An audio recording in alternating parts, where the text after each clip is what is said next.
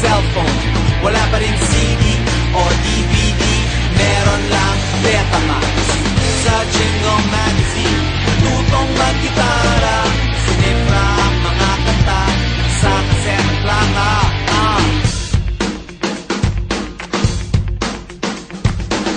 Mula sa himig ni Pepe Smith, si Wally Gonzales, lumaki sa layaw ni Mike Hanopol, bumalik ang kwago ni Bosio.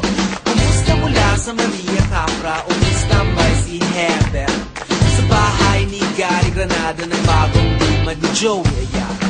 Nagreklamo si Chicoy Pura sa balita ng asin, ang anak ni Capedi, kinontra ni Andrew Abraham. Dumupi-dumo ang Apo Hiking, mga kababayan ni Francis M. Deputy nga sa hotdog, no si Balasi Sampagi. Wala pa nung mix, wala pa nung MTV, wala pa nung internet, wala pa nung iPod o MP3, wala pa nung cable, wala pa nung cellphone, wala pa rin CD o DVD, meron lang Betamax. Sa Jingle Magazine, natutong mag-gitara, sinifra ang mga kanta sa cassette plaka.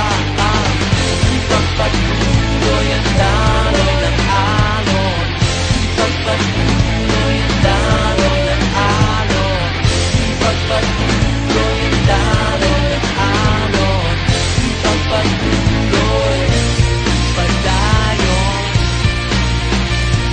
Baby, baby, Ricky J, musikahan ni Ryan Ryan, minsan cool kay Tito Vic and Joe, sumayaw sa BST, umataw kay Gary V, bumilag sa balad ni Martin Rivera, request sa DJ ni Sharon Cuneta, nangako sa'yo si Ray Valera. Salamat sa Tadon, ang tatay ko si Jack Sikat. Siyempre ni Bing Hilang Pano, nangarap ang identity crisis.